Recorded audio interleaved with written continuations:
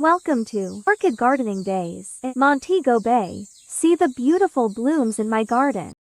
Good afternoon, guys, and welcome again to my channel. Today we'll be repotting, well, I should say unpotting and mounting my Cattleya Orchid. So here is the Cattleya that I'm going to repot or remount today. Haven't decided yet. Let me show you the tag. It is a Cattleya RLC Dude number 2.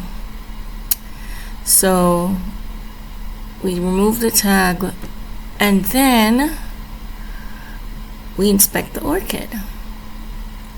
So on a closer look, the roots so far are in very good condition. However, it's important to cut away the dead roots. So this is what I'm doing now. Please make sure you sterilize your clippers.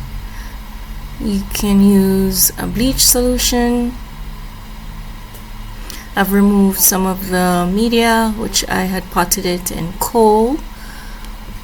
So these pieces of coal were removed earlier. I'll try to get more of the coal pieces out from the plant. And if I'm deciding to pot it up again, I'll use a larger pot. I'll sanitize the coal pieces. It can be reused, washing it with soap and then a weak solution of bleach or chlorine can be used.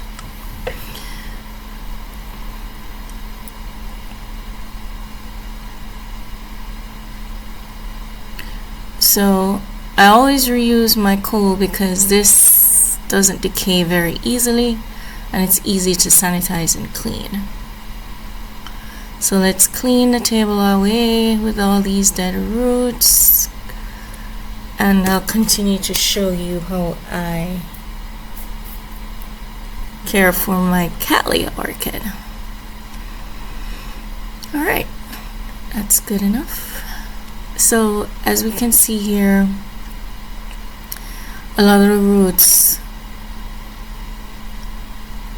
are dried or dark and there's no hardness to it.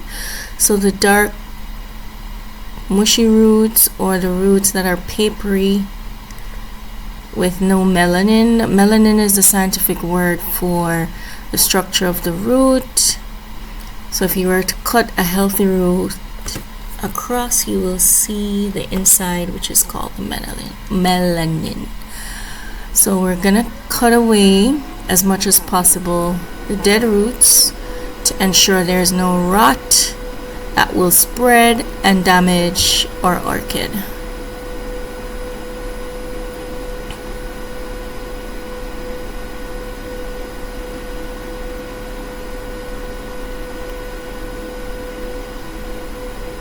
Towards the older section of the orchid, it has most of the dead roots.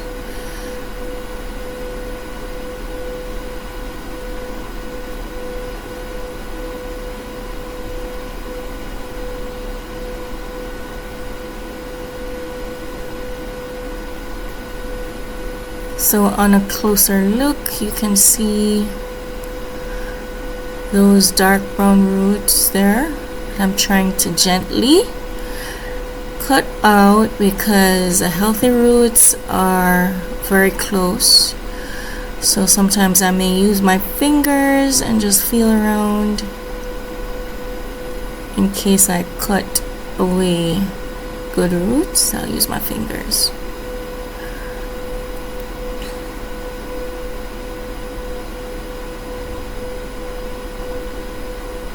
See some more dead roots. So you need to ensure you get into the orchid because if those roots remain, it will form a fungal disease and it will spread and rot the entire root system. So it's very important and I'm taking my time slowly as to not damage the good roots. Alright, so far I've done most of the dead ones as far as I can see. I don't want to remove these pieces of coal because they're attached to brand new roots and I don't want to damage them. So those coal pieces will stay on the plant. Alright guys, so I have cleaned up the orchid. Lots of good roots here, and I also soaked it in aloe vera water to encourage root growth, as well as 20-20-20 fertilizer, which is focused on growth. All right, so now we're about to mount the orchid on this wooden mount I showed you before. It's going to be hanging in this direction because this is the hole, and the orchid, I want it to grow upright. You always mount on the newer side of the direction where the orchid is growing, and as you can see, this is the old, here we go, right in focus. This is the old section and it's growing in this direction. So these are the newer shoots. Older pseudobulbs grows in this direction. This is the newest one. So I will place it on the mount this way. I'll be using cable clips. All right. And I will also want to give it a nice little angle. Let's see, this way, this way.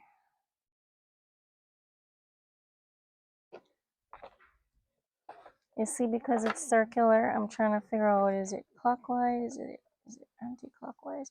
Right, so this way. So let me select some clips, place it like so, one here. Luckily the pseudobulbs are narrow. Let me show you like up close. So one there.